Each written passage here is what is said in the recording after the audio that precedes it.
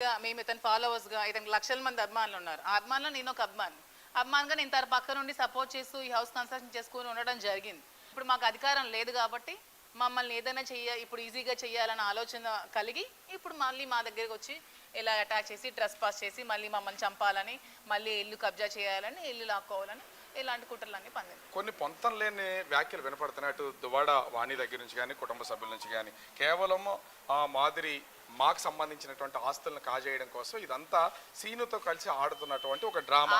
సంబంధించిన ఆస్తులు కాజేయడానికి దువ్వాడ శ్రీనివాస్ ఆస్తులు అంటే ఏమీ లేవు.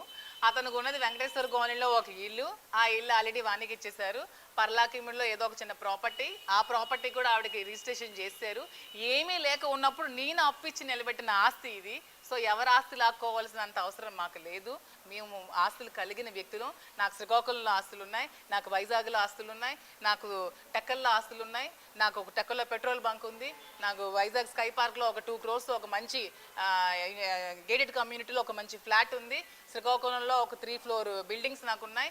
మా ఫాదర్ రియల్ ఎస్టేట్, మా ఫాదర్ వాళ్ళ ఫాదర్ ల్యాండ్ లార్డు, మా గౌరయ్య గారు ల్యాండ్ లార్డు. మాకు బేసికల్గా నేను గోల్డెన్ స్పూన్, మా చిన్నప్పటి నుంచి నేను గోల్డెన్ స్పూన్ అమ్మాయిని. మాకు ఎవరు ఆస్తులు శ్రీని గారికి అంటూ ఆస్తులు ఏమీ లేవండి. అంటే ఇన్ని చూసిన మిమ్మల్ని రాజకీయంగా కానీ ఫైనాన్షియల్ గా కానీ వాడుకోవచ్చు అనే ఉద్దేశంతోనే వాణి గారు మిమ్మల్ని ఎంటర్ చేస్తారనుకో. నన్ను వాడుకోవచ్చు అనే ఉద్దేశంతో వాణి గారు ఎంటర్ చేశారు. ఖచ్చితంగా మమ్మల్ని ఫైనాన్షియల్ గా వాడుకోవచ్చు. ఎందుకంటే నేను జాయిన్ అయిన ఫస్ట్ మొదటి రోజుల్లోనే నాతో కార్యక్రమాలన్నీ చేయించేవాళ్ళు, ఫైనాన్షియల్గా నాతో ఖర్చు పెట్టించేవాళ్ళు. స్టార్టింగ్ అప్పుడు శ్రీని గారు బర్త్డే అవన్నీ అయితే నాతోనే ఆర్గనైజ్ చేసి ఫైనాన్షియల్గా అంతా నేనే స్పెండ్ చేసి మొత్తం నేనే ఖర్చు పెట్టడం జరిగింది. కార్యకర్తలందరికీ కూడా తెలుసు. ఫైనాన్షియల్గా వాడుకుందాం అనుకున్నారు, నాకున్న ఓట్ బ్యాంకింగ్ వాడుకుందాం అనుకుంది, అన్నీ చేసి ప్లాన్ చేసింది. కానీ నేను షైన్ అవుతాను అనుకోలేదు. మీకు ఎప్పుడు అనిపించలేదా అప్పుడు నన్ను ఇలా వాడుకుంటున్నారు కావాలని నా ఫైనాన్షియల్గా డబ్బు? నాకు అనిపించింది. కానీ నేను మరి శ్రీని గారికి ఒక ఫాలోవర్ని, జగన్ అన్నకి అభిమాని. నాకు రాజకీయాలంటే ఇష్టం కాబట్టి సర్లే వాడుకుంటే వాడుకుందా ఆవిడ.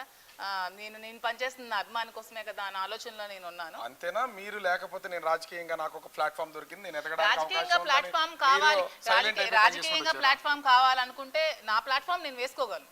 ఇప్పుడు నా ఇండివిజువల్ ప్లాట్ఫామ్ కల్పించుకుంటూ నేను ముందుకు సాగలను. ఒకళ్ళ ప్లాట్ఫామ్ లాక్కోవాల్సిన అవసరం లేదు. వీళ్ళకే ప్లాట్ఫామ్ లేనప్పుడు, ఈవిడికే ప్లాట్ఫామ్ లేనప్పుడు నాకేం ప్లాట్ఫామ్ వస్తుంది? 30 సంవత్సరాల నుంచి ప్రతిపక్షంలోనే ఉన్నారు, మీకే ప్లాట్ఫామ్ లేదు, నాకేం ప్లాట్ఫామ్ మీరు ఇస్తారు? అంటే నిన్న మొన్నటి వరకు చూస్తే దువ్వాడ వాణి, దువ్వాడ సీను, లేకపోతే హైందవి, నవీన ఇలా నడిచినటువంటి ఈ ఆస్తి వ్యవహారం ఇప్పటికే సెటిల్మెంట్ వరకు వెళ్ళింది. వాళ్ళు సెటిల్ చేసుకుంటా అన్నారు. ఈ ఇంటి దగ్గర మొత్తం అంతా ఆగిపోయింది. ఈ ఇంటి దగ్గర ఆగడానికి ఈ ఇంటికి ఆమెకి ఏ హక్కులు లేవండి. ఆమె శ్రీని గారి నడి రోడ్డు మీద ఉన్నప్పుడు శ్రీని గారికి ఫైనాన్షియల్ గా నేను సపోర్ట్ చేసి ఇల్లు నిలబెట్టడం జరిగిందండి. ఈ ఇల్లు కూడా ఆక్రమించుకొని ఆక్యుపై చేసుకోవాలని చూసినప్పుడు శ్రీని గారు ఈ ఆడపిల్లకి అన్యాయం జరుగుతుంది. అసలు అప్పుడు కూడా అతను డబ్బులు నేను పెడతానంటే వద్దన్నారు. వద్దన్నా కూడా మేము వినలేదు. వద్దు శ్రీని గారు, ఇక్కడ ఊర్లో మీరు ఉండాలి, మన ఒక బిల్డింగ్ నిలబెట్టుకోవాలి, మన కోసం కార్యకర్తలు వస్తారు, అభిమానులు వస్తారు మీకోసం. అతని కోసం రోజు ఒక 500 మంది 1000 మంది జనాలు వస్తూ ఉంటారు. వచ్చినప్పుడు మనకు ఒక ఇల్లు ఉండాలి కదా అని అతను వద్దన్నా కూడా మేము బలవంతంగా సపోర్ట్ చేసి ఈ హౌస్ నిలబెట్టడం జరిగినప్పుడు వీళ్ళు కూడా వచ్చి ఆక్యుపై చేసుకుంటా ఉన్నప్పుడు మరి నేను పెట్టిన పెట్టుబడి నష్టపోతాను కదా.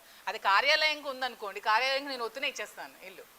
అతను ఉంటారంటే నేను ఇచ్చేస్తాను. ఎవరో వచ్చి ఆక్యుపై చేసుకుంటాను, అది ఎలా ఆక్యుపై చేసిన ఇది కూడా ఆక్యుపై చేసుకుని చూస్తూ ఊరుకోం కదా. అప్పుడు అడగడం జరిగింది నేను శ్రీని గారు. సో నిన్న మొన్నటి వరకు ఆస్తులకు సంబంధించి ఏమీ లేదు. మీరు 2 కోట్ల రూపాయలు ఆయనకి ఇచ్చారు, ఆయన తీసుకున్నాడు, కన్స్ట్రక్షన్ జరుగుతుంది, రాజకీయాల్లో పోటీ చేస్తారు, ఇదంతా జరిగిపోయినటువంటి విషయం. ఎందుకు సడన్ గా ఇప్పుడు మీ పేరు మీద అసలు ఇది రిజిస్ట్రేషన్ చేయాలి? అదే చెప్తున్నాను కదా. ఎందుకు అసలు? అరే కార్యాలయం కోసం డబ్బులు పెట్టి కన్స్ట్రక్షన్ చేసుకుని కార్యాలయం కూడా కబ్జా చేయాలని చూసినప్పుడు రిజిస్ట్రేషన్ చేసుకున్నాను. క్లియర్ గా ఇద్దరి మధ్య ఉన్నటువంటి ఈ రిలేషన్ బయట పెట్టి కేవలం అలా బయట పెట్టారు కాబట్టి సూసైడ్ అనేది ఒక డ్రామా కింద క్రియేట్ చేశారు. కావాలని చేసినటువంటి సూసైడ్ డ్రామా ఏముందండి? డిప్రెషన్ లో ఆమె చేసిన హెరాస్మెంట్ కి కారులో వెళ్ళి యాక్సిడెంట్ జరిగింది. అది దాంట్లో ఏమండి ఎవడైనా చనిపోదామని డ్రామా చేస్తారు. నా కార్ సిచ్యువేషన్ మీరు చూసారా? 25 lakhs కార్ పోగొట్టుకున్నానండి. డ్రామా చేస్తే 25 లక్షలు. చాలా సెక్యూర్ గా అన్ని ప్రికాషన్స్ తీసుకునే జరిగింది. నేను బెల్ట్ పెట్టుకోలేదు, సీట్ బెల్ట్ పెట్టుకోలేదు. నేను ప్రికాషన్స్ ఇంకేం తీసుకుంటాను? ఒక్క నిమిషం, అంటే ఒక ఆడియో లీక్ అయింది. అసలు ఈ ఆడియో నేను ఒకసారి వినిపిస్తాను, చూడండి. స్టార్టింగ్ ఒకసారి పెట్టరా, నాకేమని పిలిచారు?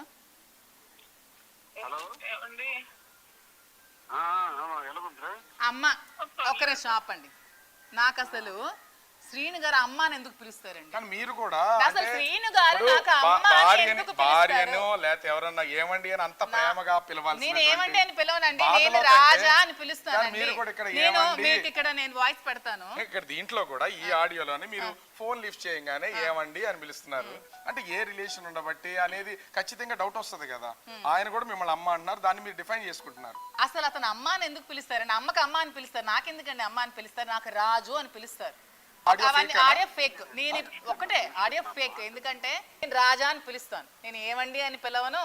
అతను నాకు అమ్మ అని పిలవరు. మరి ఈ ఆడియో ఎక్కడి నుంచి వచ్చింది, ఎవరు చేశారు? అది ఆవిడ తెచ్చిన ఆడియో. ఇది మిమిక్రీ చేశారో ఫ్యాబ్రికేట్ చేశారో తెలియదు.